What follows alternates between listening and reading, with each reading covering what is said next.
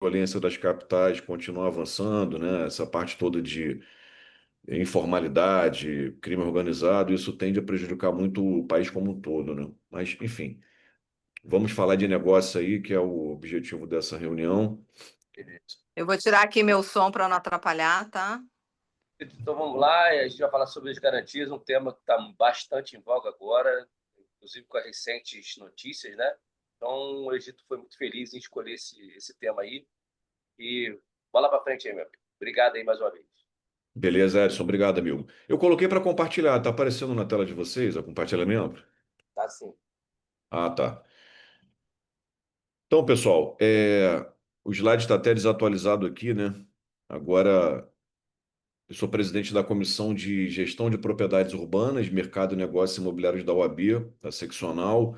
Lá no MER, eu passei para um amigo que é local, a comissão, né, doutor Diogo, que também é corretor de imóveis. Fiz questão que o presidente dessa comissão ele não fosse só da Zona Norte, né, do Rio de Janeiro, como também ele fosse corretor de imóveis e entendesse, né, as nossas dificuldades, as nossas dores. E em breve vamos fazer um evento lá no MER, todos convidados também para falar sobre mercado e negócios imobiliários. Gabriel Medeiros é meu gestor comercial aqui na empresa. Infelizmente, ele não pôde palestrar dessa vez. E aí a gente perde um pouquinho na parte comercial, porque ele é que está com a mão na massa, né? Ele é a pessoa que está na ponta ali, atendendo o proprietário, atendendo o locatário, vendo o termômetro, a dificuldade de alugar ou a resistência do proprietário a celebrar algum contrato de prestação de serviço, ou as dúvidas dos proprietários em relação a tal ou qual garantia. Infelizmente, ele não pôde vir dessa vez. Essa é uma palestra que a gente já fez em Volta Redonda, a gente já fez lá assim, fizemos já uns 5 lugares, São Gonçalo, no MER também nós já palestramos, enfim, já foi feita essa palestra em uns 5 lugares. Nova Iguaçu, fizemos recentemente em Caxias, né? E o Gabriel, ele complementa aí a minha atuação e é um corretor que eu cito como exemplo, né? Ele veio da CLT e ele fez a transição de carreira, ele gosta de ser corretor, né? Ele se qualifica, ele atende todos os proprietários, todos os candidatos, inclusive os advogados, e ele apenas com o domínio da operação, da parte comercial e o conhecimento da lei do inquilinato, ele consegue resolver todas as questões. E ele não tem segurança quando do outro lado alguém entra, por exemplo, eu sou advogado e tal, ele não tem segurança porque o corretor, ele é um aplicador da lei, né? Até o Rafael Ciero, nosso expert em locações, ele fala que o corretor, ele é operador do direito, né? Porque ele opera lidando com a legislação e deve conhecer a jurisprudência, que é a legislação aplicada ao entendimento dos tribunais. Isso não é o papel do advogado. O advogado, na verdade, sim, ele é operador também da lei, mas ele faz uma exegese, analisa o caso concreto e faz a subsunção à norma. Ele procura, entender o fato, entender o valor que a sociedade dá àquele fato, né? E qual a norma aplicável. E você tem não só um ambiente legal, como você tem um direito que é muito maior do que a lei. E aí o advogado trabalha na parte consultiva, assessoramento, emite parecer, enfim, mas o corretor de imóveis ele deve ser um aplicador da lei. E em certos momentos que ele tenha dúvida, né, acerca de tal ou qual questão, ele vai ter um bom jurídico que vai assessorá-lo. Mas aí a importância do jurídico da área imobiliária. Isso eu vejo, por vezes, que nós recebemos aqui pessoas que vão assessorar os clientes ou que estão ali, não, eu sou advogado e tal, mas não conhece a área imobiliária. Então, esse profissional, ele pode conhecer muito de outras áreas, ou direito tem a sua parte geral, mas a parte específica, ele precisa, né, até de uma certa dose de humildade, saber que ele não domina. E muitas vezes o Gabriel, com segurança, ele conversa, o advogado percebe que ele está lidando com alguém que tem conhecimento, né,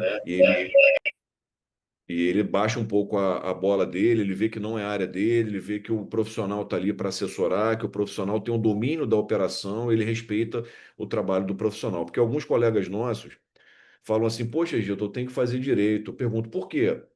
É bom fazer direito, é bom fazer contabilidade, é bom fazer administração, enfim, é bom fazer economia. Tudo isso eu tive prazer de estudar. Mas A nossa oitava maior do técnico em transações imobiliárias é o curso de gestão de negócios imobiliários. Ali eu pude estudar coisas que eu não vi na faculdade de direito. Por exemplo, Estatuto da Cidade, Plano Diretor, CDC aplicado aos negócios imobiliários, incorporação imobiliária, condomínios, eu também não vi na faculdade, né? Compra e venda de imóveis, documentação imobiliária. A gente tem uma formação geral dentro do direito. O direito imobiliário geralmente é uma disciplina ou duas, você estuda muito direito civil, aí parte lá em contrato, obrigações, sucessões, mas é uma boa formação para quem quiser fazer, não precisa ser advogado, pode ser bacharel em direito, né? E pode ser um bom corretor com mais conhecimento ainda, uma boa casadinha profissional até, mas a oitava maior do corretor de imóveis é o curso de gestão de negócios imobiliários. Mas alguns colegas falam assim, poxa, eu tenho vontade de fazer direito. Eu pergunto, por quê? Porque às vezes eu tô fazendo uma venda, do outro lado entra um advogado e ele, ao perceber que eu não sou advogado, ele cresce para cima de mim. Né? E aí eu tenho que chamar, às vezes, um advogado que nem sabe tanto do negócio como eu sei, porque eu estou há anos fazendo isso, só para dar paridade de armas, enfim. Mas, na verdade, essa segurança, esse domínio do ambiente legal, né, até conhecer as decisões judiciais, é papel do corretor de imóveis, sim. Claro que o corretor vai se limitar, né, à intermediação imobiliária, fazer um negócio com segurança. É bom que ele tenha uma assessoria dentro da empresa dele, um advogado parceiro, né, mas ele não pode chegar em certos pontos, mas conhecendo esse ambiente normativo e legal, conhecendo a operação em si, ele vai estar muito bem preparado para tirar dúvidas de todos os clientes que vierem, e se esses vierem com assessorias, ele vai poder tratar ali do ambiente operacional, ele vai tratar com muita segurança, com muito domínio, né? Por isso a importância do corretor estar sempre capacitado, daí a importância do conselho profissional, né? Através de seus cursos, palestras e eventos, da sua universidade corporativa, as associações como a BIB, BNI, promovendo o intercâmbio, conhecimento, palestra, eventos, sindicatos também, todas essas entidades devem promover um ambiente imobiliário de qualidade, porque ao final nós trabalhamos para as famílias, né? O corretor ele lida com o bem mais valioso, que é o patrimônio das famílias. Bom, feita essa superação inicial e já avançando com a falta aí do nosso amigo, vamos falar um pouquinho das garantias locatícias. E o que eu ficar devendo, eu se o Edson abrir a franquear e o acesso, a gente faz mais uma palestra para o Gabriel trazer o lado comercial, certo? Eu vou tentar arranhar uma coisa e outra aqui na parte comercial, a gente vai fazer uma grande conversa. Esse tema não se exaure em uma hora, mas vamos avançando. Por que que se contrata uma locação imobiliária e se pede uma garantia? Essa é a primeira pergunta. Primeiro, porque é um risco naquela operação imobiliária. Na compra e venda de imóveis, por ser uma relação que se consuma num determinado momento, há sim um grande risco, mas o risco ele é suprimido no momento em que se paga o preço, em que o vendedor transfere a propriedade livre e desimpedida. Logo, o risco ele é pulverizado com um bom contrato de compra e venda, com um sinal de negócio, com uma cláusula penal, enfim. E aí o corretor trabalha naquele ambiente. Se for uma compra e venda à vista, ele faz uma due diligence antes, ele recebe um sinal, ele dá um prazo. Se o vendedor depende de receber da venda que ele fez, o prazo é mais esticado, enfim, contratou ali. Se ele fez o papel dele seguindo o artigo 422 do Código Civil, né, que é a boa-fé contratual e seus deveres anexos de lealdade, cooperação, cuidado, segurança, resolução 326 de 92 do Código de Ética, que ele deve informar, o artigo 723 e seguinte do Código Civil, que ele deve informar o cliente espontaneamente, tudo que fora feito a operação imobiliária, se ele fez o papel dele, e o resultado não acontecer sem sua culpa, ele tem até a corretagem garantida. E as partes poderão pedir, pleitear uma das outras indenização, né, a quem deu causa aí ao desfazimento do negócio, enfim, essa é a mecânica. Mas na locação, você, até diferente da venda, né, a venda as pessoas estão com muita cautela de um lado e de outro, o corretor faz uma força para juntar elas. Na venda é o contrário, você tem imóvel, já tem alguém querendo se jogar lá dentro. E o corretor faz uma força para a pessoa não entrar no imóvel, porque ele pode e deve selecionar esse candidato que vai entrar no imóvel, porque se a seleção dele foi inexitosa, ele poderá responder pelo resultado a que ele deu causa. Então, na venda, volto a dizer, é difícil puxar de um lado e do outro, né? Geralmente o cliente, né, do corretor é mais o vendedor, porque o imóvel está com todo mundo. Quando ele tem a exclusividade ou a representação, ele já é mais cliente do vendedor do que do comprador, quando na verdade ele é profissional que trabalha para a operação de compra e venda e trabalha para os dois, né? E esse é o objetivo final, ele é o intermediário. Na locação, ela tem essa peculiaridade. Não raro, o próprio contrato de administração de imóveis, né, que é um contrato que o direito diz que é atípico, porque não tem previsão legal, não está tipificado na lei como é compra e venda, doação, sociedade, casamento, permuta, né, e outros contratos aí que existem no direito já desde Roma, né? São 23 contratos catalogados, tipificados, mas a lei nos dá a possibilidade de trabalhar com contratos atípicos, ou seja, pela capacidade do 421, que é a liberdade contratual, nós podemos criar novas figuras contratuais para tratar do tráfego jurídico, para tratar das novas trocas de natureza econômica. Então, o contrato de administração de imóveis é um contrato atípico, ele não tem previsão na lei, né? Ele não vem tipificado, catalogado, carimbado na lei, né? Mas a gente pode criá-lo, arranjá-lo, né? E ele é misto, porque ele reúne outras figuras típicas. Então, o contrato de administração de imóveis ele é corretagem, que é a intermediação, e às vezes o corretor só faz a corretagem, intermediou, recebeu o primeiro aluguel e o cliente administra o imóvel sozinho. Ele fez a corretagem. Ou, por vezes, ele faz a corretagem e a gestão da propriedade urbana durante a locação, né? E essa gestão aí envolve a prestação de serviços e envolve o mandato. O mandato é um contrato do direito, né, lá no artigo 668 seguinte, segundo Orlando Gomes, que é o maior contratualista, né, da área do direito, o mandato é um contrato do direito no qual você outorga poderes para alguém gerenciar alguma coisa sua. E aí, quando você outorga poderes ao corretor de imóveis para fazer, além da corretagem, a gestão da propriedade, certo? Esse corretor é o seu representante. No meu caso aqui, eu sei que tem empresas que não trabalham dessa forma, né? O proprietário assina, o locatário assina e o imobiliário assina o contrato.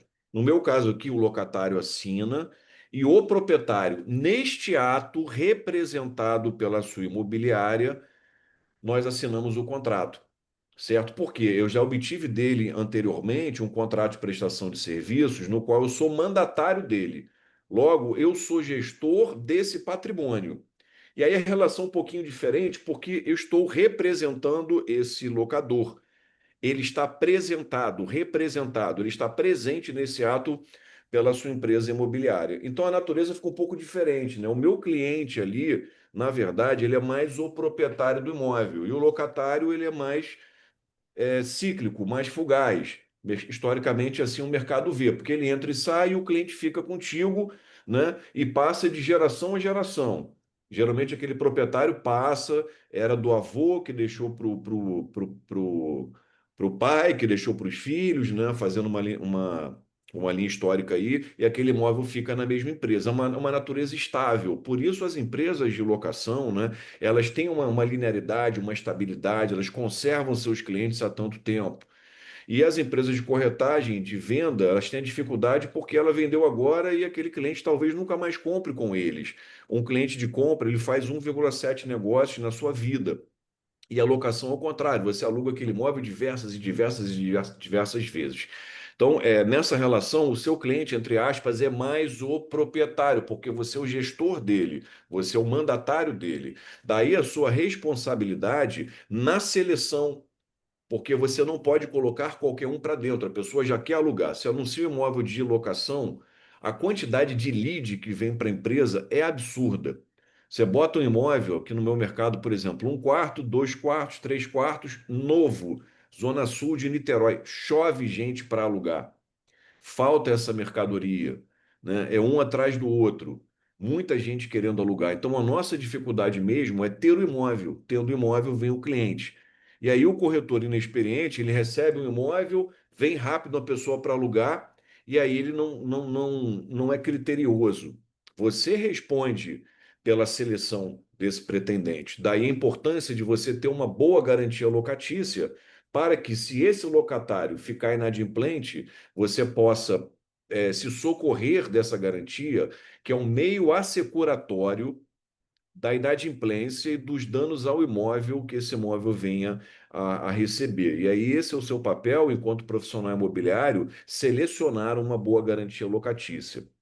Hoje até temos um mecanismo de alugar sem garantia, mas é aquela história, crianças, não façam isso em casa, né? Procurem um profissional. Dá para alugar sem garantia, é até uma medida boa, mas você tem que ter aí sim uma boa assessoria jurídica para que nesse contrato você celebre negócios jurídicos processuais para adotar aquela locação sem garantia de força.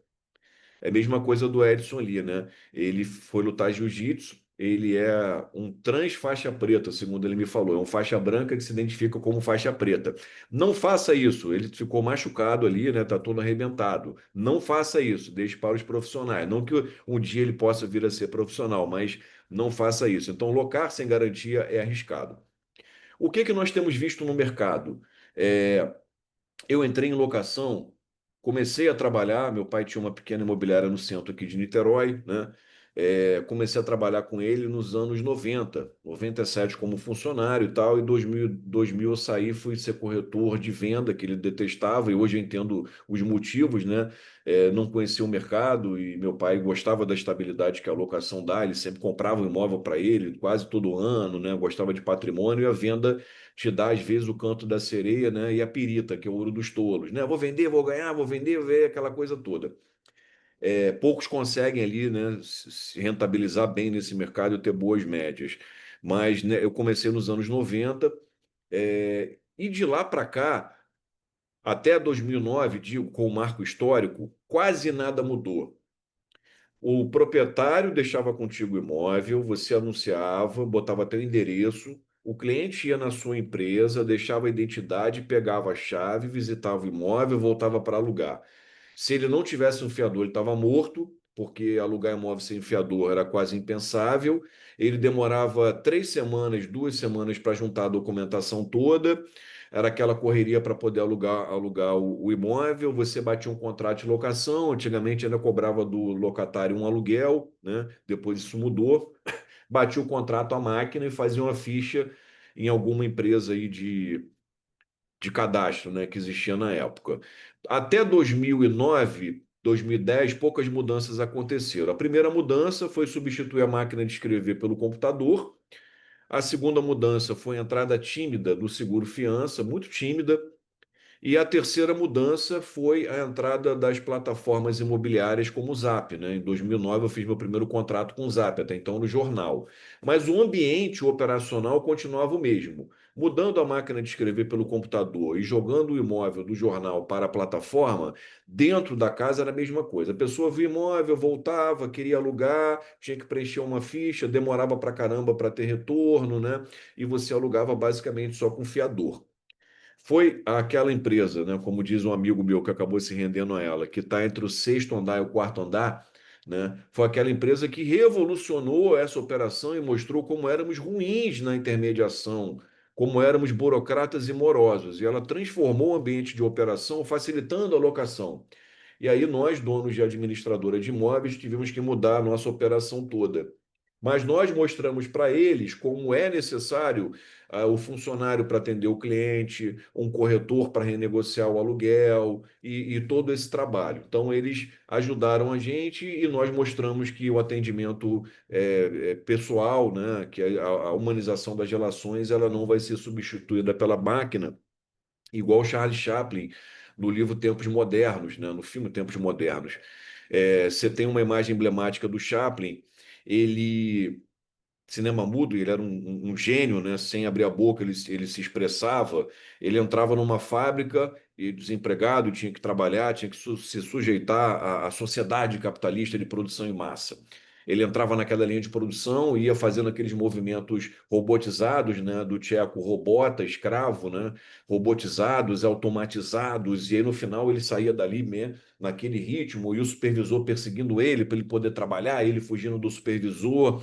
Isso é bem uma crítica, né, à nova sociedade de produção em massa. E aí tem uma hora que ele entra numa pesada engrenagem. Aquela engrenagem vai engolindo ele. Tem até uma foto conhecida, né? Ele está naquela engrenagem com uma chave na mão, e aí o Mário Sérgio Cortella fala: a engrenagem engole o homem, mas ao final o homem sai vivo e o homem controla a máquina. Então, hoje, nós temos uma série de instrumentos, sistemas, ferramentas e plataformas que deverão estar a serviço do bom corretor para que ele não seja engolido por um sistema maquinal, né? Soube que certa empresa mandou metade do seu time embora e colocou inteligência artificial e está dando muito resultado. Sabe por quê? Se eu chegar lá embaixo agora no salão de venda, o que que meus corretores vão estar fazendo? Tomando café, vendo o Globo Esporte, baixando algum vídeo, alguma coisa da internet, conversando, rindo, fazendo piada, reclamando que a corretagem é difícil, mas eles deveriam fazer igual aquele camarada lá, Chris Gardner, naquele filme A Espera de um Milagre, alguma coisa assim, que quando ele conseguiu a chance de entrar na bolsa e ser estagiário, ele não ia nem no banheiro, ele ligava todo dia para tantos clientes, né? Oferecia o serviço e tal, e aquela quantidade de clientes resultava em tantas visitas, que resultava em tantas propostas, que resultava em tantos fechamentos. Ele não perdia o tempo dele. E ele conseguiu ser um maior vendedor, né? Lá dos estagiários, foi efetivado como corretor da Bolsa, depois virou um maior vendedor, enfim. A história dele hoje é de um camarada de sucesso. Mas eu vejo os corretores ali, eu falo, gente, vocês não têm um cliente para atender, não, pelo amor de Deus. Não, o telefone não toca, aquele mais antigo. O cliente não vem na loja. E eu recebi um lead aqui agora pelo C2S, mas mandei mensagem, o cara não responde. E aí, pessoal, se você tem uma ferramenta de IA que vai entrar no seu banco de dados, né, fazendo aquele trabalho básico, olá, tudo bem? Sou fulano de tal, da imobiliária, como é que está você? Você nos procurou um tempo atrás, estava procurando para compra, para aluguel, você ainda está comprando imóvel, você ainda está alugando, como é que a gente pode te ajudar? Tudo isso dentro de uma ferramenta, né? A pessoa interage ali, você vai respondendo, você tem alguém para nos indicar? Caramba, se eu jogar uma ferramenta dessa aqui na minha base de dados, eu tenho, sei lá, nos últimos anos, 30 mil leads aqui dentro. Quanto desses aí eu não consigo extrair um potencial cliente, que seria o trabalho do corretor estar fazendo esse contato, ligando para essas pessoas, enfim, isso não acontece, né? Então o corretor ele deixa até essa oportunidade, né? E a ferramenta IA, ela pode ser estar a serviço dele realmente, até para dinamizar o trabalho dele. Bom, avançando então aqui na parte de garantias, nós temos algumas garantias previstas lá no artigo 37. Essas garantias elas servem para assegurar que as condições do contrato serão cumpridas, elas servem como um mecanismo de pulverização do risco, né? E são essenciais para o mercado imobiliário. De lá para cá, com a entrada da plataforma, além da máquina de escrever pelo computador, do jornal pelas plataformas imobiliárias, da entrada do seguro-fiança, nós tivemos uma polvorosa no mercado, né? Nós temos hoje uma série de garantias e hoje a pessoa vai na sua imobiliária com o CPF, você já prova ela na hora, por exemplo, por uma loft, né, que é uma fiança onerosa, você paga para alguém ser seu fiador, né? Ele assume esse risco após um exame prévio do seu cadastro, é muito rápido, inclusive monetiza o corretor. É muito bom ter uma remuneração adicional, porque a taxa ela só paga basicamente teus funcionários. Então, se você não. Aqui eu cobro de MOB, cobro um valor por declaração financeira enviada. Eu tenho pessoal do meu escritório de contabilidade, eles vão para a imobiliária, dão assessoria ali para meu time fazer as imóveis. Às vezes eu faço carnê-leão do proprietário também. O corretor pega a orientação com o meu time de contabilidade e a gente paga mensalmente também o imposto de renda daquele proprietário. Em breve, com a reforma tributária, a presença do contador e do advogado tributarista serão mais necessárias ainda. A gente cobra aqui um adicional no final do ano, né? Que chamava de 13ª taxa nos moldes das empresas de condomínio. Hoje a gente coloca que é a taxa de expediente, foi a maneira que o time comercial encontrou para vender melhor e alguns proprietários pagam. A gente cobra o primeiro aluguel, a gente cobra na renovação desse aluguel. Sem essa receita adicional, eu não consigo ter uma atividade lucrativa, nem consigo remunerar bem, né, meus corretores. Então a gente tem essa cobrança aí adicional. E a fiança onerosa, mês passado eu comecei a direcionar muito nos últimos meses, comecei a direcionar muito para Loft. A gente recebeu de parceria, de rebate, quase R$ 4.000 por mês. Veja, se a minha carteira continuar Virando para a loft, né, fiança onerosa, a gente vai ter um aumento muito grande dessa remuneração. E no que tange ao tratamento do risco, a sinistralidade, se é que a gente pode chamar assim, porque não é bem um seguro, né? Eles conseguem resolver a contento em maior parte dos casos. Então, é uma forma que nós temos de ter uma boa remuneração no mercado que é muito voraz, trabalhar com essas parcerias, tá? É, recentemente, aluguei um imóvel para uma pessoa que. Peraí, que está tudo integrado aqui. Aluguei imóvel para uma pessoa que trouxe aqui uma documentação boa de um fiador e tal. O camarada tinha um imóvel na Lagoa, uma renda alta, dinheiro em conta, beleza, aluguei o imóvel. Passou um tempo, ficou inadimplente, fizemos a cobrança pela administradora, fizemos a cobrança pelo jurídico, e aí, na hora que o advogado notificou o fiador, veio a resposta: boletim de ocorrência feito na delegacia do Leblon, né, em que esse proprietário tinha sido fiador de duas locações aqui em Niterói, uma na região oceânica, uma comigo no Jardim Caraí e mais um imóvel, eu acho que no Leblon, enfim. Talvez tivesse sido fiador até de outras, mas aquelas ali já tinham explodido. O camarada usou a documentação, né, de uma pessoa que ele teve acesso, fez uma assinatura eletrônica falsa, e eu sou do tempo da assinatura presencial, com reconhecimento de firma, que também tinha fraude, tá? Mas a gente tinha outra dinâmica para entender, e a proprietária do imóvel quis responsabilizar a empresa. Eu até procurei um advogado amigo de fora, né, que advoga para algumas grandes empresas do Rio, para trocar experiência com ele. Ele falou: olha, se foi fraude profissional, você se desonera. Se não foi, se houve falha no seu trabalho, você não se desonera. E aí, ela, com o advogado dela, quer dizer que nós temos duas falhas no nosso trabalho, uma na identidade que realmente é grosseira, tá? Reconheço, olhando agora, né, com outros olhos, a identidade do locatário tem uma alteração grosseira, e a assinatura eletrônica também não foi é, feita com o maior critério, mas ele enganou muita gente, enfim. E eu já tinha pago o condomínio IPTU, tinha aí quase R$ 5.000 de condomínio IPTU, até que eu parei de pagar, e ela quer que eu pague não só condomínio IPTU, como todo aluguel que ela deixou de receber no período.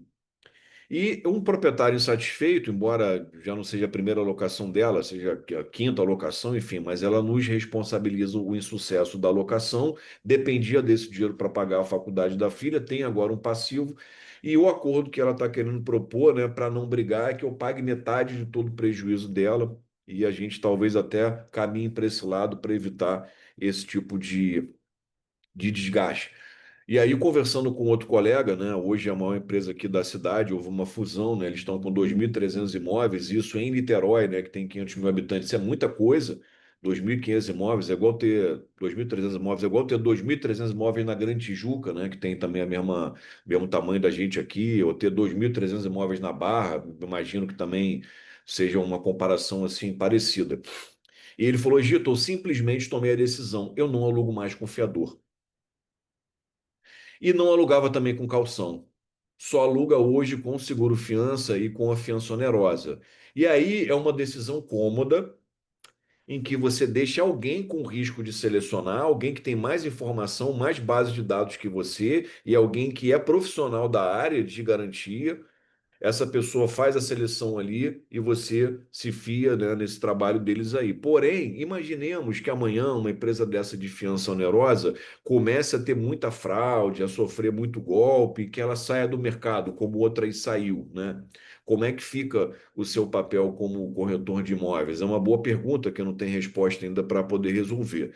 Então, as garantias, elas são meios para assegurar a transação principal, é um contrato acessório dentro desse contrato principal aí de locação de imóveis, né? Mas nenhuma delas é efetivamente segura, e de acordo com o negócio imobiliário que vai ser entabulado, é que você precisará olhar tal ou qual garantia. Exemplo, essa mesma palestra nós fizemos em Nova Iguaçu e o pessoal de lá falou: Egito, aqui na Baixada só se aluga com calção. Em São Gonçalo, onde eu abri escritório, também só se alugava com calção. Quando nós entramos com fiança onerosa, com seguro fiança, nós conseguimos mudar um pouco o mercado. As pessoas já começaram a procurar essas garantias também. Minha mãe está renovando o imóvel dela em São Francisco, e aí meu tio faleceu nesse interregno. Ela falou: Ah, meu filho, estou sem fiador e tal. Eu falei: Mãe, vendi meu imóvel para minha irmã, está alienado fiduciariamente, eles não vão querer aceitar. E o imóvel que eu, entre aspas, comprei está no inventário do meu pai. Eu tenho que esperar acabar o inventário, também não vou poder dar em garantia. Então não posso lhe ajudar dessa forma. Vamos resolver com a fiança onerosa. O Gabriel ligou para a corretora, é uma corretora antiga, ela falou: não, a gente não trabalha assim. Mas por quê? É garantido, vocês têm remuneração, né? É fácil de operar. Ah, porque eu não sei. Ele falou: não, mas eu te ajudo, eu te coloco em contato com a gente lá da empresa, eles vão te dar umas cláusulas que você deve colocar no contrato. Não, mas eu não quero. E aí mostra um profissional que aprendeu a trabalhar numa época que ficou defasado, o mercado mudou.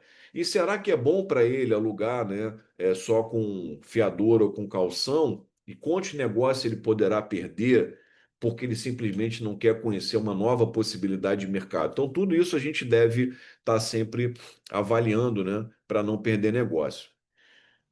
Na parte jurídica, a garantia, né, mecanismo assecuratório do cumprimento da obrigação principal, ela está a serviço de uma outra obrigação, objetivo é eliminar um risco que pesa sobre o credor, o que rege a alocação é a lei do inquilinato e elas estão lá no artigo 37.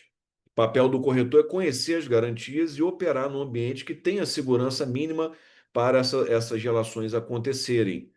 E o advogado da área imobiliária deve conhecer a parte comercial dessas garantias, né? E entender mais do dinamismo do negócio, sem aquela cautela muito típica da advocacia, que é importante, a gente não pode deixar de ser cauteloso, mas ele deve entender a dinâmica dos negócios imobiliários até para poder dar a assessoria que ele precisa para as locações imobiliárias. A mais conhecida calção em dinheiro, pessoal, não tem L. A minha esposa dá aula na PUC do Rio e ela é mestre e doutora em estudos da linguagem. E todo texto que eu faço, ela revisa, ela fala: Olha, está escrevendo com meta-correção. Não sei nem o que é isso. Vocês, advogados, escrevem com meta-correção. Né? Isso aqui é assim, isso aqui não tem crase. É a diversão dela esculhambar nossos textos. Mas de vez em quando eu pego uns erros numas postagens e eu printo e mando para ela, apago o nome da pessoa, e ela usa em sala de aula como exemplo prático, né, do mau uso do vernáculo, mau uso da língua, né? E ela tem um curso de português instrumental. Mas, gente, calção com L é um erro absurdo. Eu não estou comprando um shorts, né? Eu não estou comprando aqui uma roupa de baixo. A calção é com U, porque é para calcionar, é para garantir. A calção pode ser em dinheiro ou pode ser em bem móveis ou imóveis. Só que eu, pessoalmente, aqui nunca fiz calção em bens imóveis. Eu nunca calcionei um imóvel como garantia. Eu também nunca calcionei um carro nem uma joia. O mercado não trabalha muito assim. Penso eu que algumas locações comerciais para banco, para grandes players aí do mercado, possa ter essa dinâmica. E depois até o Edinho possa me falar se ele, com a quantidade de locação que ele já vivenciou, se ele já fez calção de outro meio que não seja dinheiro. A calção é 3 vezes o valor do aluguel. Isso é muito frágil. Um aluguel básico é de 2.000, que você tenha R$ 1.000 de condomínio, que você tenha R$ 500 de PTU, eu estou falando em 3.500 a obrigação mensal. 3 meses de obrigação mensal, 3.500 vezes 3, 10.500. Se você recebe 6.000, que é só sobre o aluguel, você mal garante um mês e meio, quiçá 2, que é o tempo que você está tentando resolver extrajudicialmente, cobrar, notificar. Então, a caução ela é muito frágil, mas ela é largamente utilizada principalmente nos mercados mais informais e de baixa renda. Quando você aluga imóvel em certas regiões em que as pessoas são quase todas ali empregados, autônomos, né? Trabalham em pequenos comércios, você não consegue ter renda. Hoje a Loft abarca essa turma pelo rating, pelo CPF, ela abarca. Mas se você tentar outras garantias, fica difícil de aprovar aquele camarada, ele não tem fiador, ele não tem imóvel, e aí a caução entra como um meio prático de resolver um problema. Mas o que que a gente vê? Primeiro ponto, o corretor recebeu a caução e repassou o proprietário. O proprietário gastou o dinheiro no final do aluguel, quando o locatário comunica a desocupação, o proprietário fala, ó, manda ele ficar aí mais 2 meses aí, 3 meses aí e não paga aluguel. Não é assim. O proprietário não pode receber a caução como adiantamento. Ela não é meio de pagamento. Ela é meio assecuratório. Segundo ponto, o corretor ficou com dinheiro. Pô, esse mês está difícil vender, mas mês que vem eu vou vender, vai melhorar, que vai ser aquela comissão. Ao final da locação, ele gastou o dinheiro, não tem para devolver. Isso é apropriação indébita e isso é uma infração ético-disciplinar. Nas turmas de julgamento, nós já pegamos alguns casos desse, né? E realmente não tem como defender, a não ser o caso que o corretor já recebeu uma ação penal, uma ação civil, ele fez um acordo lá e tal, reconheceu o erro, e a gente até abranda, né? Dependendo do entendimento da turma. Isso é um problema também, a caução em dinheiro. O certo mesmo, e aí eu acho que se alguém fez, né, depois me levanta a mão aí e diga, o certo é abrir uma conta conjunta em nome do locador e do proprietário, né, e do locatário. Mas eu basicamente não vejo isso, tem uma norma do Banco Central pedindo, né, orientando, e nem acho prático, tá? Mas vamos avançar aí, porque a gente coloca um negócio jurídico processual que a caução ela pode ser utilizada para pagamento, convertida em pagamento. Eu coloco no meu contrato isso. É um negócio jurídico processual, lá pelo artigo 191 e 92 do CPC, Código de Processo Civil. Então, as partes convencionam que, em caso de inadimplemento do locatário, o locador está autorizado a converter a caução em pagamento. Outro negócio jurídico processual.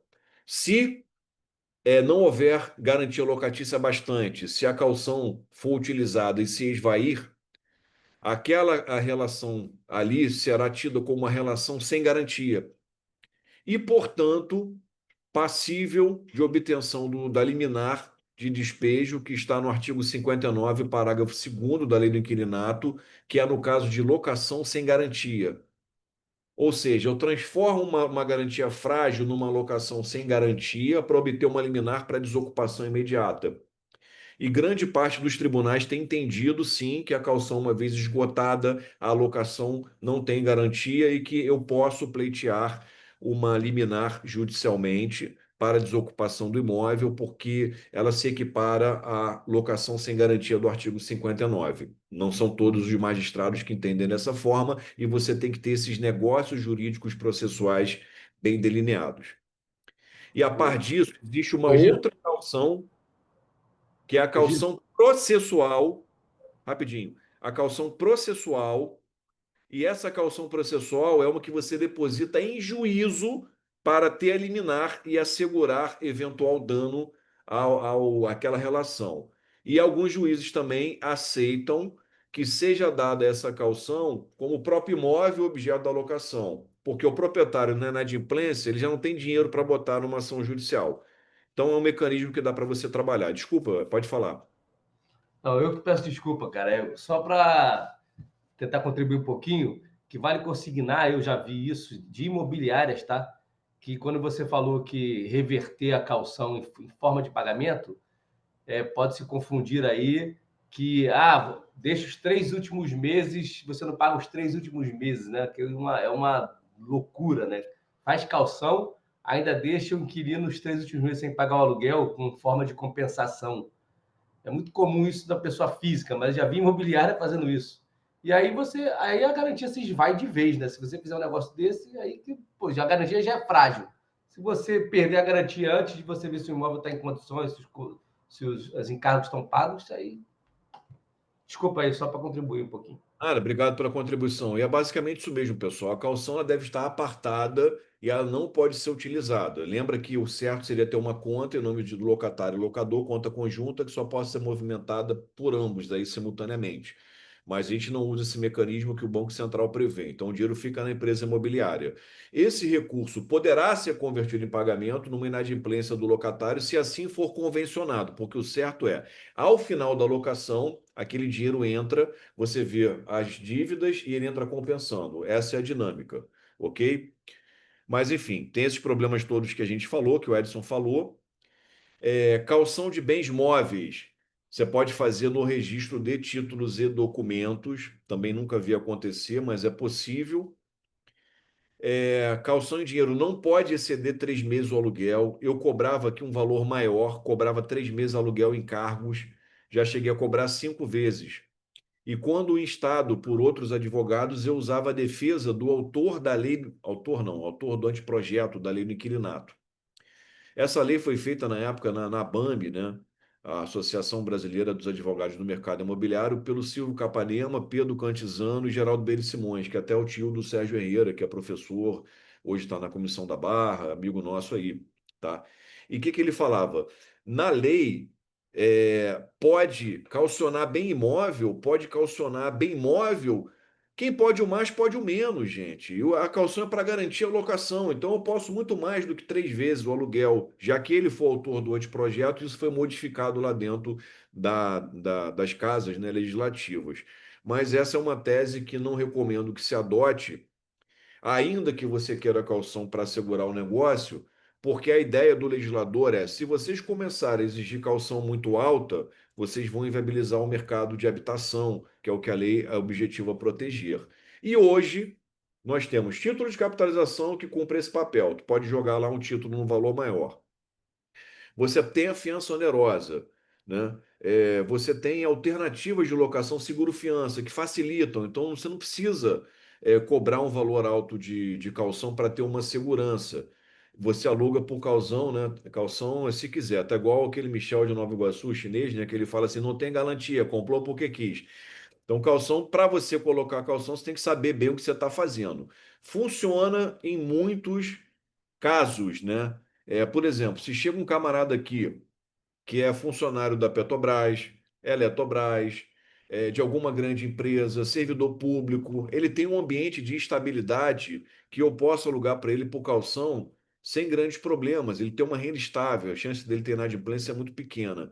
Mas certas atividades, o camarada é comerciante, o camarada é colega nosso, corretor de imóveis, advogado, ele vive uma grande estabilidade financeira, né? O advogado bem estabilizado, tem uma clientela, está nichado, isso às vezes está nadando em dinheiro. O bom corretor, com a carteira de locação boa, né? Tem um time enxuto de venda, uma empresa familiar também está indo muito bem, está voando. Mas você tem que olhar ali para tomar essa decisão, porque o risco pode ser grande. Aqui é a resolução que trata do uso da calção, né? Da regulamentação dela. É possível ser dado calção em títulos e ações, também nunca vi. E Edson, se você já viu calção em imóvel, bem imóvel ou títulos e ações, você, por favor, levanta a mão aí, porque eu pessoalmente nunca vi. Não sei se você já participou de alguma. Tem um colega que comentou aqui que costuma fazer calção de bem imóvel, que é a melhor garantia, sem dúvida, é a garantia mais completa do mercado, mas muito difícil de ser feita, né? Então, pessoal, essa calção em bem imóvel, ela é completa, embora tenha burocracia junto ao registro imobiliário, né? Creio que seja verbação, enfim, do contrato de locação, informar que o imóvel foi dado em calção, é melhor até que a fiança, porque a fiança, o fiador, o imóvel não fica vinculado ao negócio.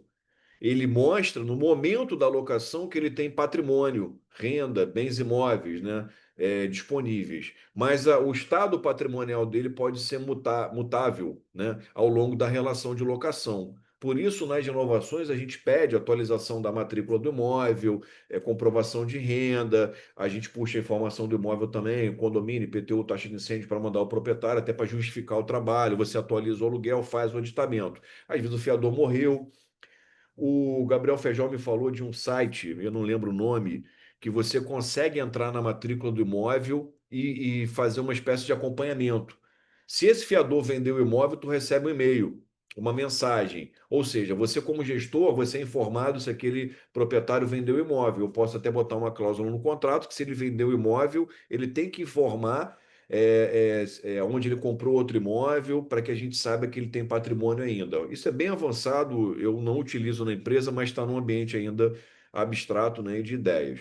Mas a calção de bem imóvel, o imóvel fica vinculado. Se tu puxar uma certidão imobiliária, você vai ver ali a calção. Diferente da fiança. Na fiança, você não vai ver na matrícula do registro imobiliário. O imóvel não fica vinculado.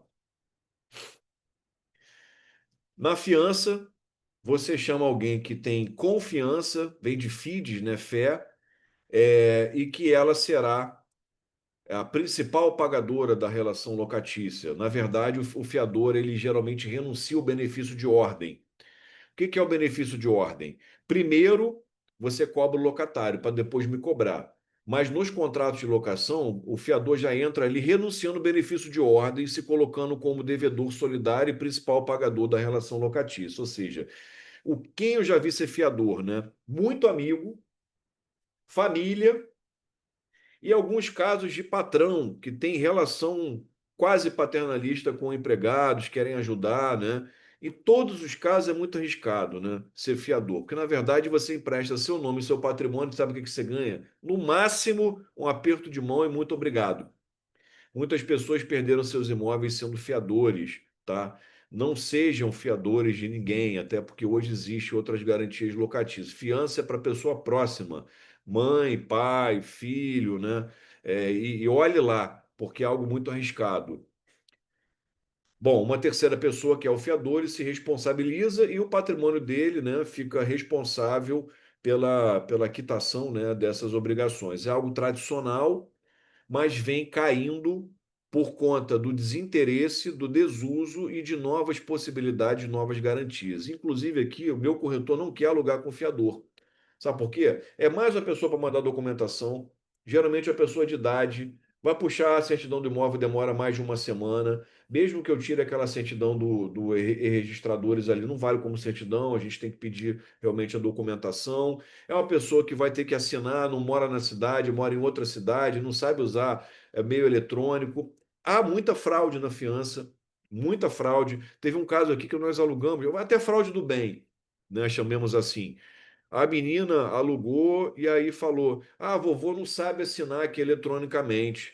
Aí o corretor abre o e-mail aí para ele. Aí abriu lá o e-mail, assinou, mas era ela que assinou. Claro, o avô estava do lado ali, filhinha, faz isso para mim e tal, mas caramba, e a filhinha lá que faz de má vontade, que o avô não sabe nem que é fiador, né, naquele negócio? É um troço bem complicado, né?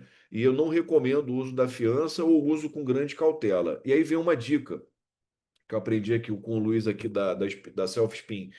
Ele falou: Egito, tomei um fumo também, locação confiança. Daí decidi não alugar mais com fiador.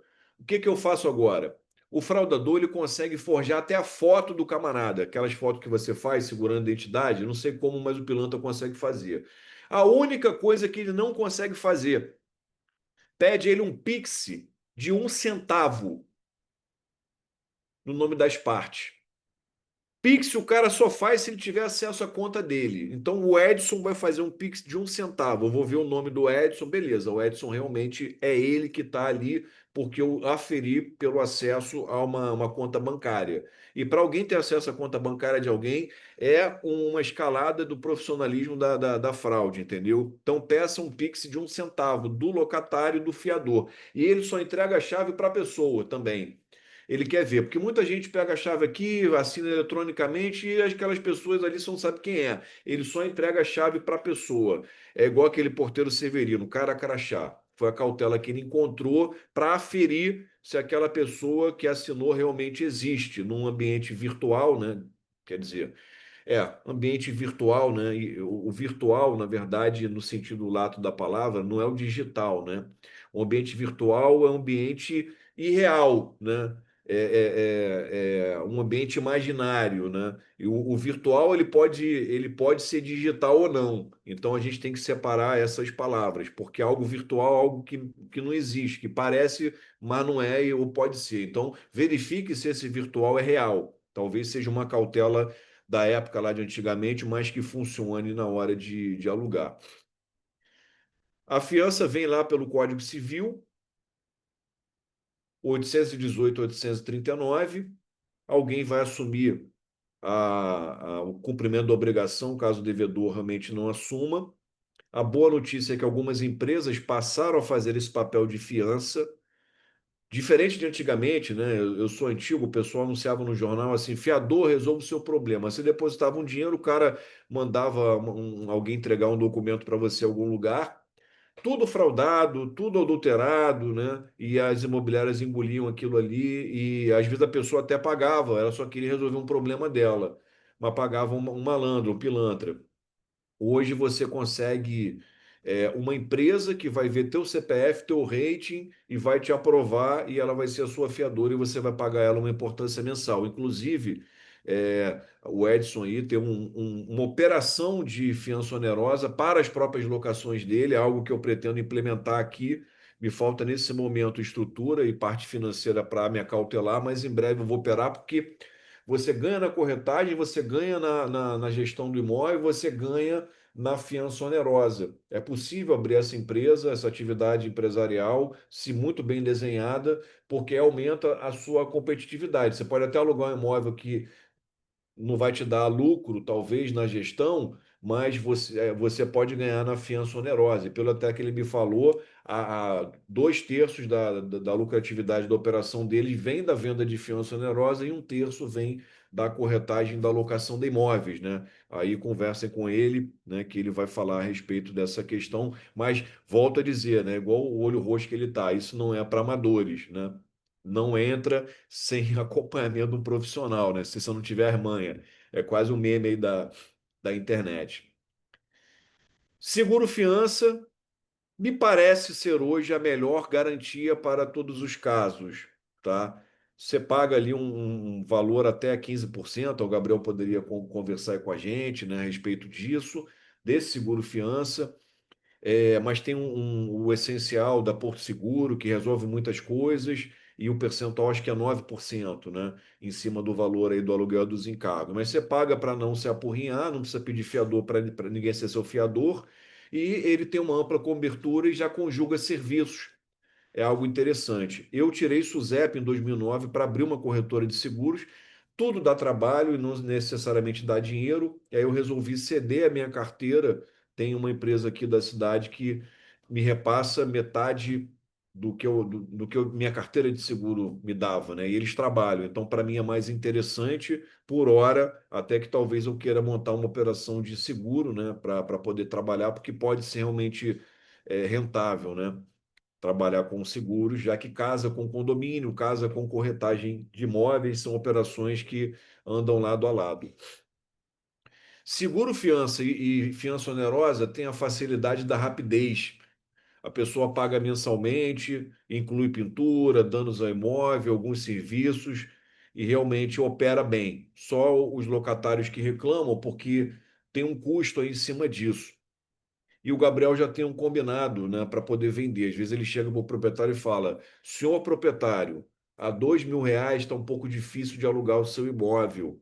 Vamos fazer o seguinte: eu vou baixar para 1.800, o seguro vai ser 200, certo? Então, seria 2.000 total, tá? Para a ótica de quem paga. Eu vou fazer o seguinte: eu vou manter os 2.000 e vou dizer que o senhor paga o seguro-fiança, né? Ou a empresa paga o seguro-fiança. E a pessoa aceita e a gente já aluga com o seguro-fiança pago, aluga rápido, aquele imóvel não fica vazio. Ele tem uma estratégia comercial, e seria bom que ele tivesse aqui até para desenhar, que realmente é um meio prático de viabilizar o seguro-fiança no aluguel e facilitar o acesso ao locatário. Título. Alguns títulos, algumas operadoras, na verdade, oferecem até assessoria jurídica para cobrança, a depender do valor que você está botando na capitalização. Título roda bem para alguns tipos de locatários, não para todos. O valor é muito alto a ser depositado. Eu vejo o extrato bancário de famílias que estão começando a vida e tal. Se você tirar daquele camarada ali 8 vezes o aluguel, você quebra ele, quebra as pernas dele, não se recupera mais.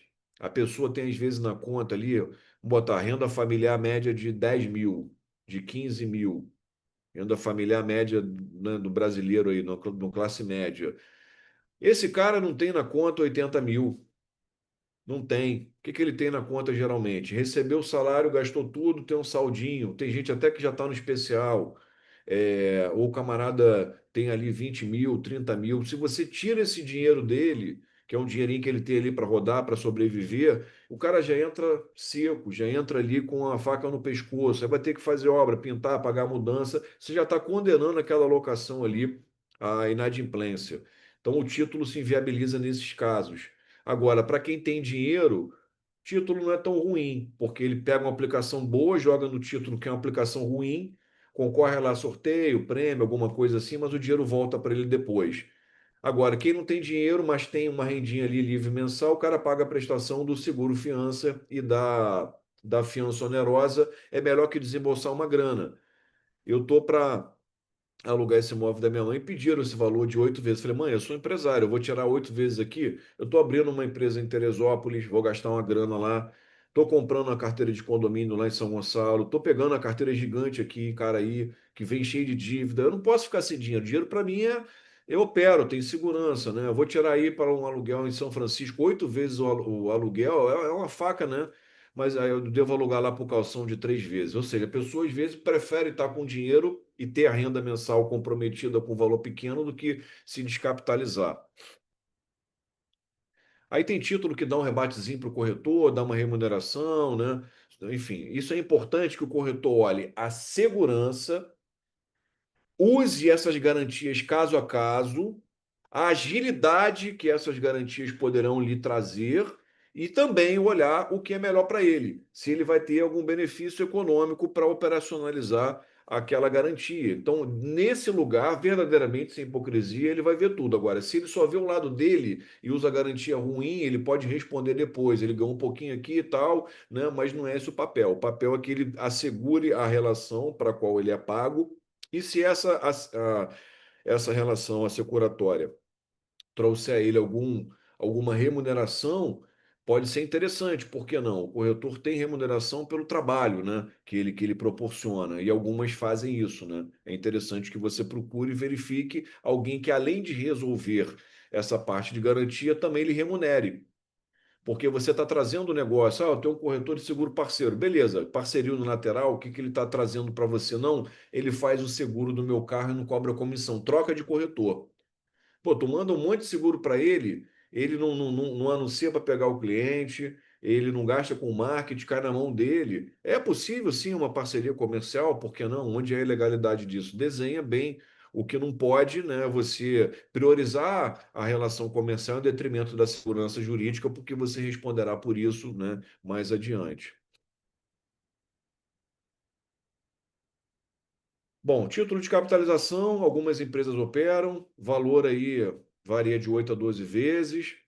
Não tem uma métrica para isso. Se a calção é 3 vezes o aluguel, né, o título não tem essa limitação, mas o título é restrito para algumas pessoas. Eu acho que se eu tiver 1% de título aqui na minha carteira é muito. Hoje eu estou com 730 imóveis mais ou menos e na expectativa de comprar algumas carteiras e tal e crescer bastante. Mas se eu tiver nem 1%, sei lá, bota aí.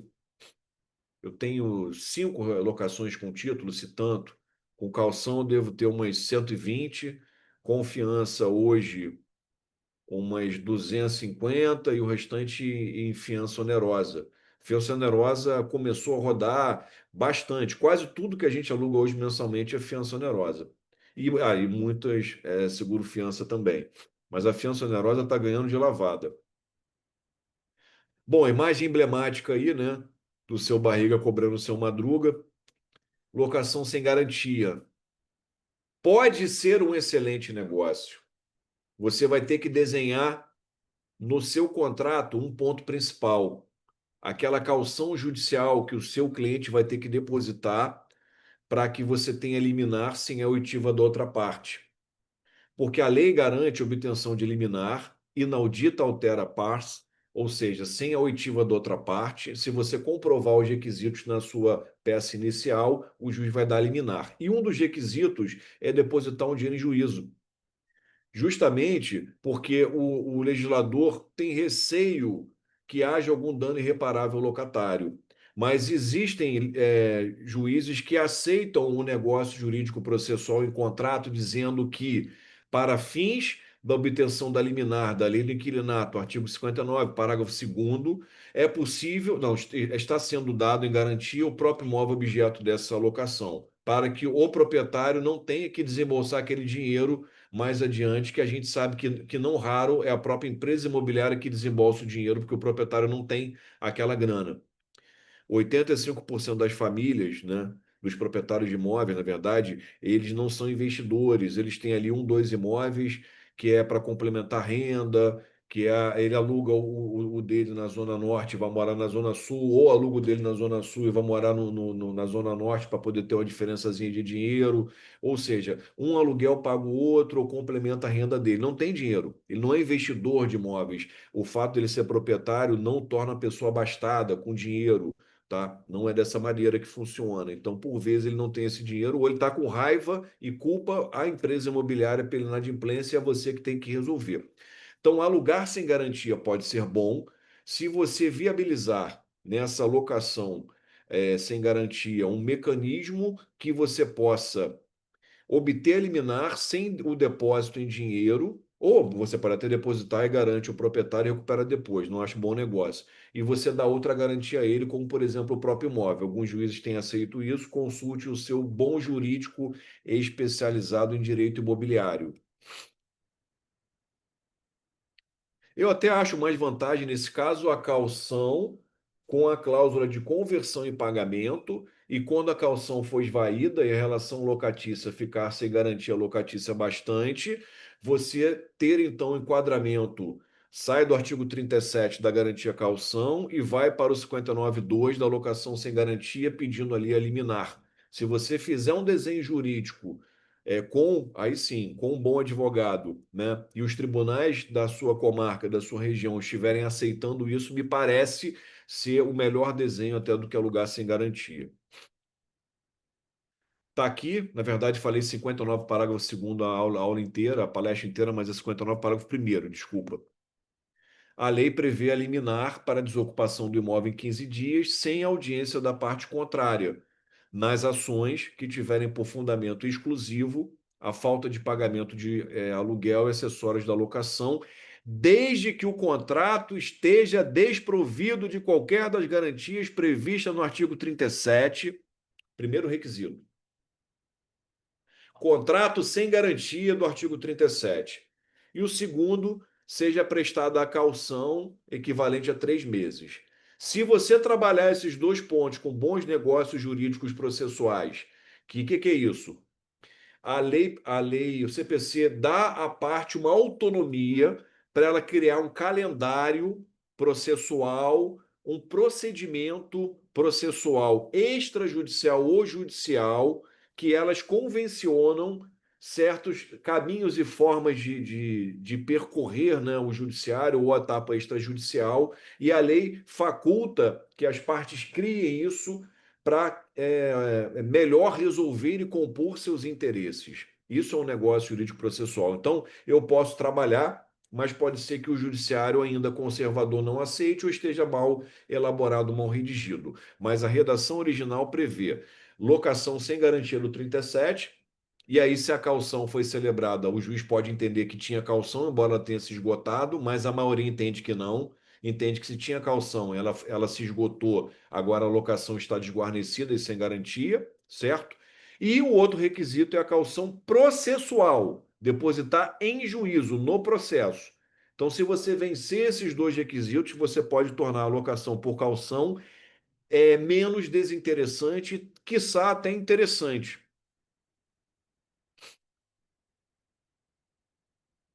Bom, não sei se eu tenho tempo ainda, Edson. Me fala aí para a gente abrir para um bate-papo e escutar vocês também, para não ficar monólogo. E Ainda 10h30, até as 11 horas tá tranquilo, Egito. Beleza. Então, moçada, vou passar aqui rapidamente as outras partes, né? Garantias bem claras, definidas em contrato, uma garantia apenas, por que não duas?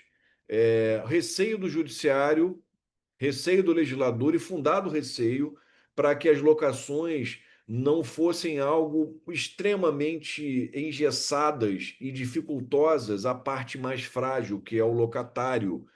E devemos lembrar que por detrás da relação de locação existe aí um enorme espectro social, um enorme alcance social da relação de locação. Então, se criar muitas dificuldades, afastaria do mercado formal muitas famílias. E temos hoje, ainda no Brasil, enorme déficit habitacional.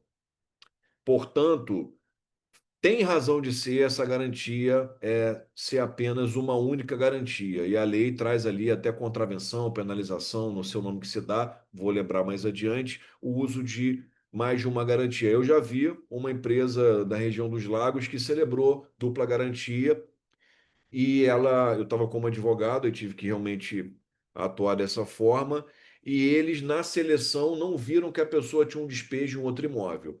Notifiquei a empresa, tentando resolver o problema e tal, ela não quis compor nada, enfim. E aí nós entramos com uma ação, responsabilizamos essa empresa pela inadimplência durante todo o período. E na época nem quis perturbar, né? Nem quis jogar sujo, porque poderia até abrir um processo ético disciplinar, mas desnecessário com o colega. Acho que ele estava muito mal orientado e ao final ele fez um acordo com o cliente, pagou 20 e poucos mil, isso há 15 anos atrás, 12 anos atrás, e muitas prestações aí mensais, né? O judiciário entendeu, sim, que o corretor foi responsável pelo insucesso da locação por imperícia, por falha na prestação de serviços. Outro ponto, pessoal, já recebi uma ação no judiciário, porque nós alugamos pela Loft e a pessoa tinha numa sala comercial, tinha uma divisória que, para a relação comercial daquele locatário, não foi interessante, ele tirou. Ao final, esse locatário deixou dívida de condomínio, IPTU, aluguel. A Loft cumpriu tudo, pagou tudo, mas não pagou essa divisória que foi retirada. Não me lembro por quê, tá? Realmente não me lembro por motivo. E aí a locatária reclamou muito conosco sobre essa questão. E aí eu falei, tudo bem, a gente pode entrar com uma ação em juízo e cobrar esse valor, já que a empresa de garantia, né, não quer se responsabilizar. Aí ela falou, eu não fui informada dessa garantia e eu quero que vocês paguem esse prejuízo. Ela entrou com uma ação contra nós, quando nós deveríamos ter entrado com uma ação contra o locatário em nome dela. Ela não deixou, tá? Advogada. E aí, em primeira instância, nós perdemos, fomos condenados a pagar 20 mil reais numa locação que não dava, sei lá, 100 reais de taxa por mês, um disparate. Nosso jurídico aqui eu tenho um escritório de advocacia que atende essas empresas, né? Fez lá um bom recurso e o juiz reduziu isso e nós só tivemos que pagar a reconstrução lá daquela divisória e nós temos o direito de entrar com uma ação contra o locatário cobrando dele, mas não quisemos fazer. E o locatário, o locador saiu da empresa. Mas foi uma decisão estapafúrdia, porque juizado especial é delicado demais. Se for uma causa que tem uma complexidadezinha maior, eles não conseguem atender. Acho que até usam uma certa inteligência artificial que resolve o grosso dos problemas, mas certas questões mais complexas não estão preparados. A sua sorte é que, na segunda instância, né, na turma, reformaram a sentença, porque imagina, eu ia ter que trabalhar naquela sala ali, alugando ela por 20 anos para pagar essa indenização. Um disparate. Mas é caso raro. Geralmente, quando tem ação contra a empresa, são mal formuladas, locatário discutindo um monte de problema, enfim, e não prospera. Graças a Deus, maior parte ou quase totalidade é inexitosa, né? E olha que hoje o cliente é muito informado. Antigamente ele era no doutor Google, agora ele vai no doutor Chat GPT. E o Chat GPT tem a vantagem de trazer uma coisa mais estruturada ali, de dar uma visão mais geral. E se você não tiver argumento, o cliente te engole. Então, o corretor, né, advogado da área, se prepare para a inteligência artificial, porque a burrice é real. Realmente as pessoas não estão usando mais o cérebro. E até pessoas, alunos, né, eu vejo na pós-graduação, eu vejo nos cursos que nós temos aqui, as pessoas, eu coloco, não usar inteligência artificial. O camarada vem com aquela resposta toda estruturada, aquela redação de inteligência artificial, e eu desconsidero. Por quê? Eu uso inteligência artificial e todos nós devemos usar, mas com inteligência real. Que a pessoa ela chega, ela pega a pergunta, joga lá, copia a resposta. Reduz autonomia, reduz não existe autonomia do educando, não existe processo de ensino-aprendizagem, não há o exercício ali das habilidades criativas, né, cognitivas, em que a pessoa constrói a resposta. Ela pode até jogar no chat GPT, de repente, o seguinte: o que é gestão de propriedade urbana? como é que se estrutura a locação imobiliária no Brasil? Eles vão dar uma resposta bem fundamentada. E aí você pega umas palavras-chave, você pega ali a base normativa, e você desenvolve com as suas palavras, fica bem elegante, bem inteligente, até por sinal. Ou então pega um texto, joga lá e pede para editar e reescrever. E revisa depois, porque eles vêm com aquela redação meio mecanizada. Mas pode ser que chegue uma hora que a inteligência artificial fique tão próxima da humana que você não consiga mais distinguir, né? E a pessoa perca autonomia para exercer, para ler. Ah, eu jogo lá, já me dá a resposta. Não é isso que a gente quer. Novamente, a tecnologia é um instrumento, uma ferramenta, né? Nós devemos estar no controle dela. Inadimplência, pessoal. Novamente eu tenho que atualizar esse slide. Essa menina é uma advogada nossa aqui do escritório e ela é nosso call center, né? É toda simpática e tal, faz a cobrança de condomínio, faz a cobrança de locação, uma das que faz. A pessoa chega furiosa, ela é simpática, bate papo, tem sotaque de Aracaju, muito doce. Daqui a pouco a pessoa sai abraçando ela, chama para festa de aniversário, indica imóvel para aluguel, para venda, ela já joga lá para o setor próprio lá de corretagem, traz inventário, traz outra ação, ou seja, o devedor, por vezes, ele está passando por dificuldade, gente. Perdeu o emprego, não recebeu honorário, o corretor está sem vender, alguém está doente na família. É uma dificuldade transitória. Quando você chega ali de forma muito assintosa, ferro é fogo, a pessoa vem muito armada já. Então dá para fazer um bom tratamento extrajudicial, mas lembrando que tem uma régua de cobrança. Chegou uma hora e rápido que se você não atuar, ainda mais na área de locação, pode ser adiar ou inadiável. Manter a pessoa dentro do imóvel, né? Ela vai agravar o prejuízo do locador. Então você tem que ter uma ação rápida e imediata. E cuidado com pessoas que têm problemas que não vão resolver no curto prazo para que o problema não se derrame também sobre você. Mas é importante sim uma atuação de um jurídico que tenha essa leitura do extrajudicial, que não seja só advogado do contencioso, aquele advogado beligerante. O advogado que a gente chama aqui na empresa de brincadeira, né, de advogado mais comercial, que é o advogado que consegue interagir mais e ler o ambiente extrajudicial, que é o ambiente da compra e venda e o ambiente da locação. Então, nossos advogados aqui, parte deles tem essa visão, porque eles ajudam na administradora de condomínio ou em outras administradoras que são nossas clientes, ajudam nessa parte extrajudicial, ajudam também na imobiliária, toda compra e venda, gerente de venda fecha um negócio, corretor que traz aproximação e a gente passa para o jurídico fazer a due diligence, fazer a pesquisa, fazer a leitura, puxar a certidão antes. Então, assim, entendo que são operações que se complementam, né? São operações que devem andar de maneira amistosa. Mas a venda é do corretor de imóveis, a locação é do corretor de imóveis, o advogado seria um assessor.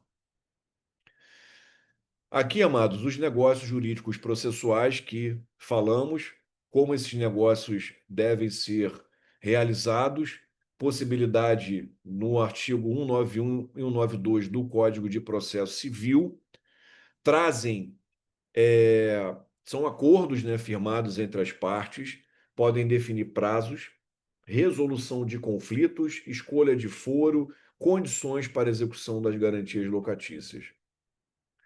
Trazem flexibilidade e previsibilidade no caso de litígios, podem beneficiar ambas as partes ao reduzir incertezas e agilizar processos judiciais. Podem incluir cláusulas que facilitem a execução de medidas como o despejo e a cobrança de aluguéis em atraso. Exemplo de negócios jurídicos processuais: conversão da caução em pagamento, como nós já falamos, cláusula penal que fixe multa diária até a recomposição do imóvel no estado original da locação. Para que isso? Vim devolver a chave. Não crie resistência. Assina um terminho de recebimento, não dê quitação, diga que vai fazer a vistoria prevista no contrato ou lá no termo pré-locação que você deve elaborar, orientador para o locatário. Faça a vistoria, traga ali o que deve ser feito. Ah, não vou fazer, não tem dinheiro, não concordo, não quero. Bom, a alocação ou a cobrança de aluguel ela termina quando você recebe as chaves, mas você não deu quitação com relação a danos do imóvel.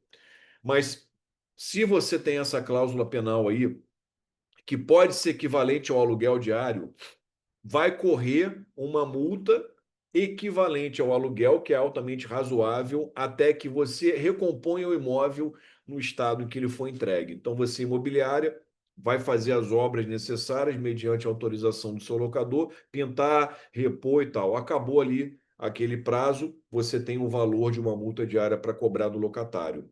Mas segurar as chaves e cobrar o aluguel até a efetiva entrega das chaves é um ponto de dor da lei do inquilinato e de interrogação nos tribunais. Então, consulte uma boa assessoria para trabalhar isso contigo. Endereço certo do locatário para receber citação e intimação, podendo ser por meio eletrônico. Locatário saiu, locatário sumiu, se for inadimplente, tu não acha mais. Então já desenha com ele o e-mail válido para isso. E coloque uma cláusula também no contrato em que locatário e fiador, ou locatários entre si, outorgam-se mútua e recíproca por procuração, em que se citado, se notificado e intimado, automaticamente cita, intima e notifica o outro. E aí facilita essa comunicação, também funciona bem. Vai receber a chave, já faz ali no termo, já coloca o endereço atual dele, o e-mail atual dele, já bota ali também para o camarada assinar, já é mais um endereço que você tem para localizá-lo. Geralmente ele está em local incerto, não sabido. O camarada saiu devendo, né, se mudou, foi para outro estado. A dispensa da caução processual, também é importante desenhar isso. Honorários em caso de propositura de ação, isso é importante para o jurídico trabalhar. E outras questões mais que você pode trabalhar aí em negócio jurídico processual, tá, pessoal? Isso seria mais jurídico aí. Bom, tem mais questões aqui que a gente poderia falar de parceria, comissionamento, premiação, né? As vantagens e desvantagens de cada garantia locatícia. Eu vou disponibilizar esse material aí para vocês. Se o Adin cobrar Pix, não paguem, né? Ele é gratuito, sem malandragem. E foi um prazer estar com vocês. A gente pode bater um papo aí depois e conversar mais sobre esses temas, né, que são tão interessantes aí para a corretagem. Feliz de estar na Bolsa.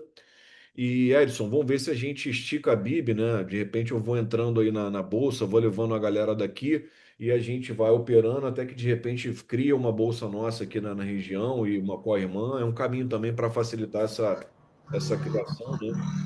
Depois a gente conversa sobre isso. Meu amigo, muito obrigado mais uma vez. Uma aula, né? Você como professor, muito didático.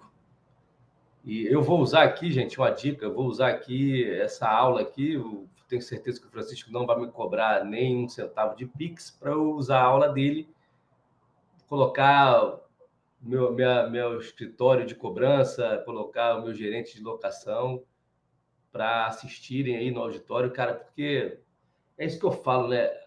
Como é importante uma associação que te traga conhecimento, né? A Bíblia é isso, a Bíblia é um tripé, né? A gente faz negócio entre a gente, pessoas de confiança, pessoas que ficam nossos amigos, porque a gente, segundo o tripé, faz network, né? A gente, Dia dos Pais a gente se encontra, Dia das Mães se encontra, 3 em 3 meses a gente tem eventos presenciais, restaurantes, bares, enfim. Então, a gente faz network, se conhece e se confia, né? E além de negócio, network, a gente traz conhecimento para o empresário e para a sua equipe. No nosso YouTube, gente, acessa lá o YouTube da Bibi, tem um monte de conteúdo só com os feras, Egito, nível Egito, Francisco Egito. Advogados, pessoal de software as a service, né, do SaaS, pessoal de CRM, tem aprovação de ficha, tem todos os assuntos. Você quer ter um MBA, né, guardado as devidas proporções, né, sem exagero, mas você quer ter grandes aulas, acessa o YouTube da Bibi, que é público. Mas você participando da Bib, né? Não sei quantas pessoas aqui, tem 2 ou 3 aqui que eu não estou reconhecendo, imagino que não são associados. Acessem o nosso Instagram, mandem mensagem, que a Letícia, nossa secretária, está aqui, ela vai dar todas as diretrizes aí, enfim, tudo que vocês precisam saber sobre a Bolsa de Imóveis. Eu queria abrir para perguntas, né? Já algumas pessoas fizeram já no chat, mas se quiserem aí, se não, a resposta não foi a contento, se quiserem abrir para o professor Egito aí, fique à vontade.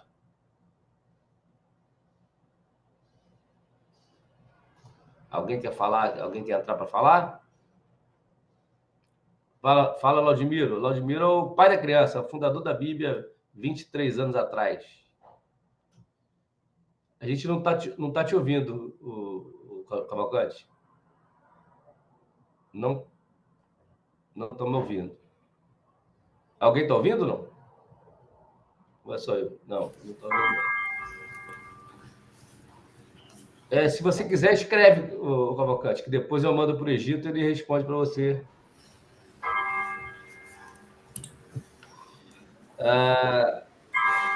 O Egito tem o dom da palavra, né? É pai do orador, e ele falou de alguns assuntos que muito pertinentes, né? Inclusive essa cláusulas que você poderia colocar no contrato de locação, foram vários insights, e você tem que se proteger e evitar problemas com a própria administradora mal escolhida, né?